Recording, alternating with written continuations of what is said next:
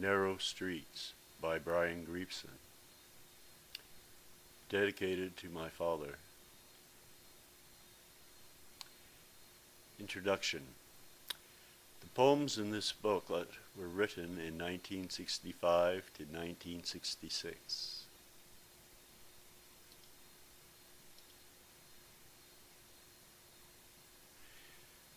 The poems in this booklet were written in 1965 to 1966. Many were recited at public readings at the Black Swan Coffee House in Hamilton, Ontario, and the Granville Street Trotskyite Hall in Vancouver, BC. Many of the poems were published individually in such periodicals as Fate, Scan, New Society, and Saturday. The first edition of 300 copies was published clandestinely on Westinghouse Presses in Hamilton, Ontario in 1969. It was the first publication of Chertsey Press, and it suffered from rudimentary workmanship. Despite its technical faults, it was distributed in Toronto, Montreal, and Vancouver, and sold out within the year. The second edition was also limited to 300 copies and was published in 1978. This is the third edition, which you hold in your hands. I admit it is being published out of unabashed sentimentality. The poems within were written in my late teens. Looking back from the ripe old age of 45, the poems seem to express the intensity, ravished innocence, and naivety of youth. They are of interest primarily as relics of a pre-psychedelic age. The coffee house brings back many memories of friends and the issues of the Beat era. The execution was written before the abolishment of capital punishment. The apparition in Hiroshima illustrate the socialist and pacifist philosophy which formed the backbone of the Ban the Bomb movement. The style of poetry was strongly influenced by Jacques Prévert and Raymond Schuster. The second edition is vastly improved by the accompanying illustrations, which were taken freely in the spirit of the Underground Press Syndicate. Many thanks to the artists who have unknowingly contributed their work.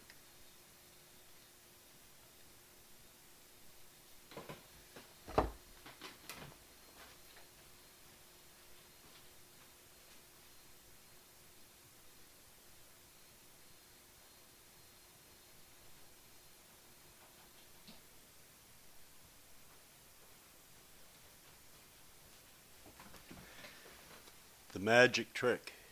9 broken promises, 8 busted dreams, 7 shattered illusions, 6 bitter thoughts, 5 harsh words, 4 angry scenes, 3 foolish threats, 2 hardened hearts, 1 empty bed, and no more love.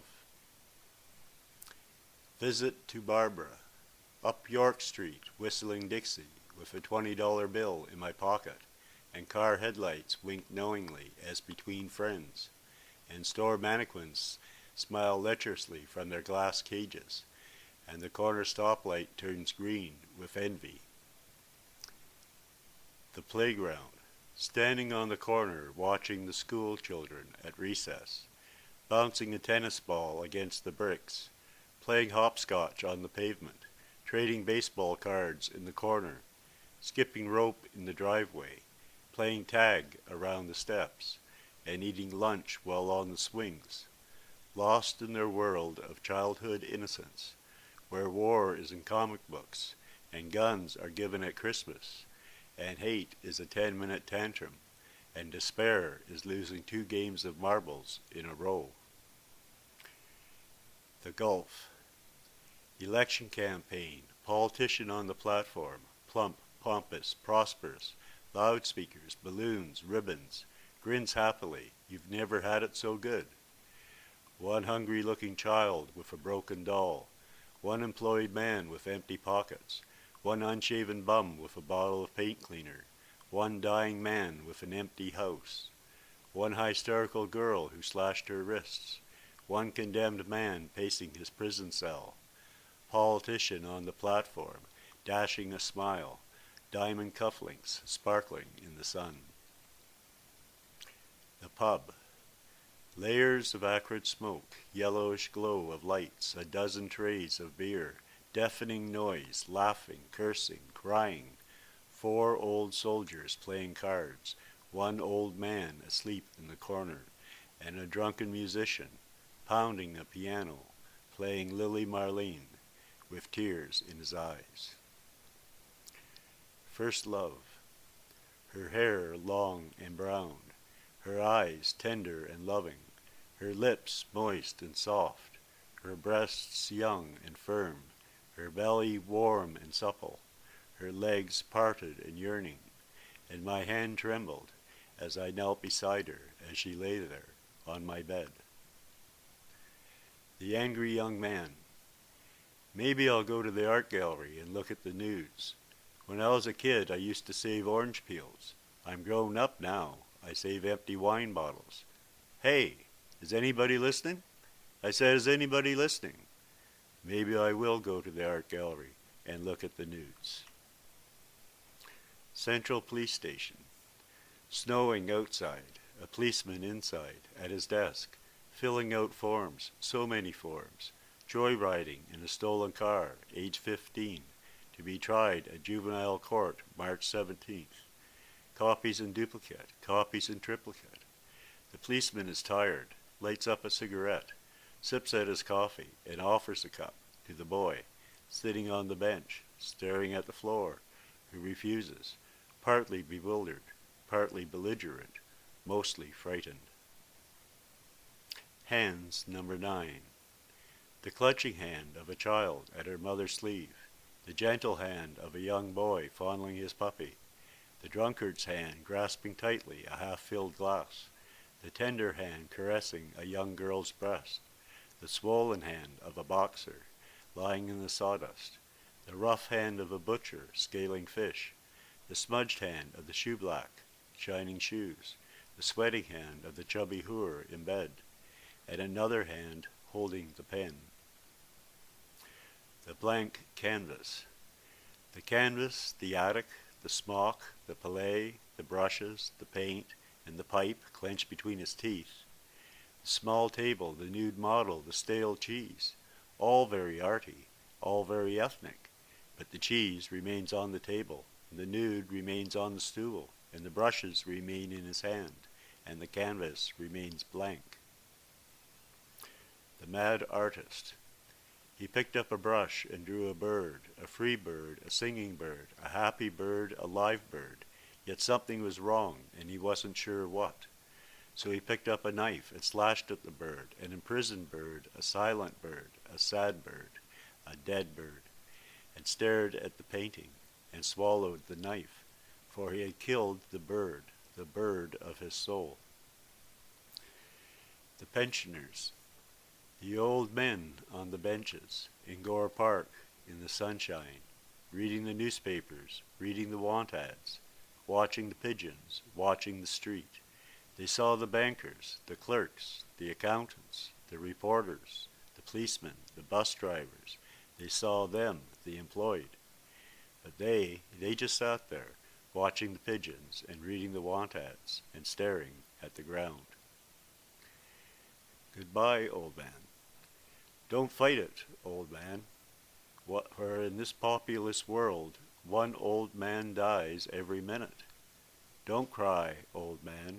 You do believe in heaven, don't you? Don't weep, old man. Remember youth, remember the beer, remember the women. I'm sorry, old man, we can't talk longer, for your minute is up. The coffee house. And in the early morning, and hot cider, and playing chess, and listening to jazz, and John playing the harmonica, and Charlie reading yoga, and Heather listening to Dylan, and Barry making coffee, and Jim playing chess, and Jack cracking jokes, and Terry reading Ginsberg, and O'Brien planning movies, and Larry eyeing the girls, and Buzz playing folk songs, John M. reading Sartre, Yulia holding cocaine, and Dave playing a recorder, and Bob with his pipe, and Lorne with his foils, and Bill with his guitar, and Lloyd with his hookah, and Tuck getting angry, and Mike learning Spanish, and Irene with her sweater, and Jenny looking sweet, and Jay with his leather jacket, and Stu looking lost, Tish giving kittens and Bernie slightly drunk, and in the early morning and hot cider, and playing chess and listening to jazz. The unfinished poem. A woman's love, a child's laughter, and a man's tears. Bad times. A policeman standing on the corner, and a young couple coming out of the show, and a drunk wandering down the street. The young couple going east, and the drunk wandering west, and the policeman standing on the corner, and the girlfriend bumps into the drunk, and the boyfriend hits him in the mouth, and the policeman, he comes over and arrests the drunk. Hiroshima. The bomber plows through the darkened skies, the powerful hum of the straining engine chanting in rhythm, Hiroshima, Hiroshima, Hiroshima. The huge ship groans, the bomb bay opens, and the glistening metal hurtling down upon the sleeping town. 1 minute, 13 seconds, and a mushroom cloud. Night shift. Night after night after night, working alone in the latent, silent warehouse. A child's tricycle, 45-01938. A stepladder, 1-0188. One ironing board, 30-6148. The lights glaring in silence. Dust collecting on the shelves. 2 lady slips, 5-300121. One garden hose, 33-09988. 6 pairs of socks, 20-14365. Night after night after night. The execution. The guards looked at their feet. The priest muttered a prayer, and the warden looked at his watch, and the doctor thought of his wife, and the man waited and heard the cry, harsh cry of a crow in the dawn, and trembled.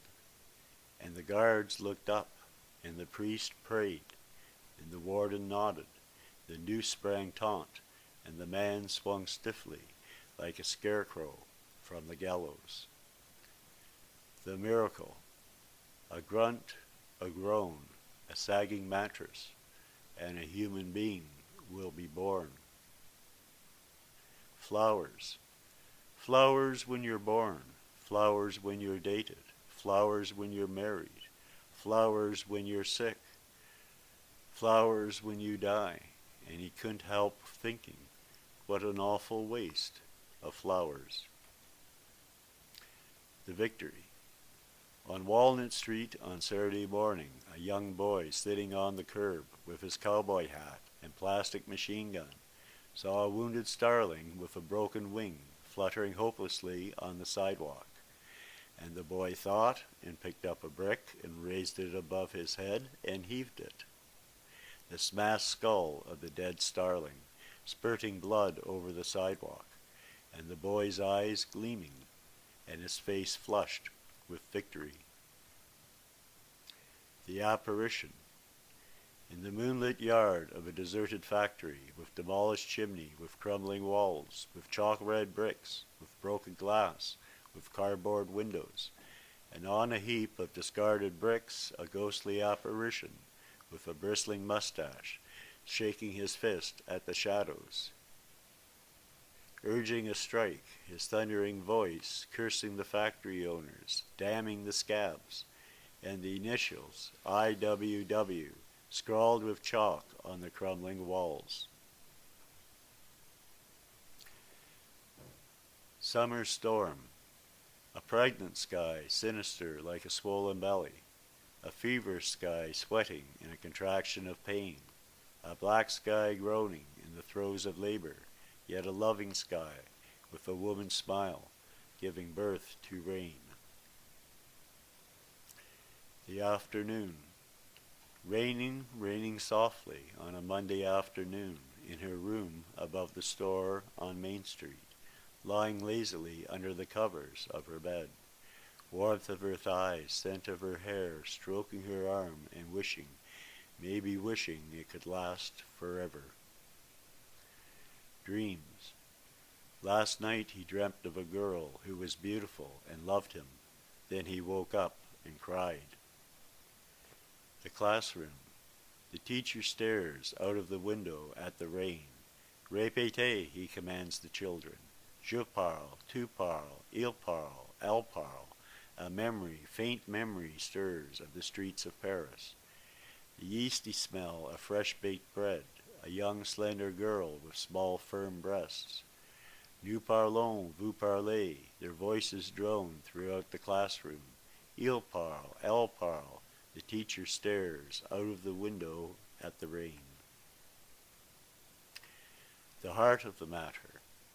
Christ hovering by the Coca-Cola sign, Marx spouting prophecy on the deodorant billboard, Buddha meditating haplessly on a parking meter, and Gane thumbing his nose from the sewer, and on the sidewalk a small girl with a dirty face plays make-believe with a mute doll, and this alone makes sense. Woman of sand. Burlington Beach, and sand, and hot stones, and dead fish, and seaweed, and hot dog stands, and a blazing sun to make one sleepy. And I saw her, and she was woman in a white robe, enveloped by mist, and her robe fell from her shoulders, and she was warm and beautiful, and beckoned me with her smile, and offered her breasts to my caresses, and her thighs to my fingers, and her lips to my touch, and I clutched at her through the mist, and sand ran through my fingers.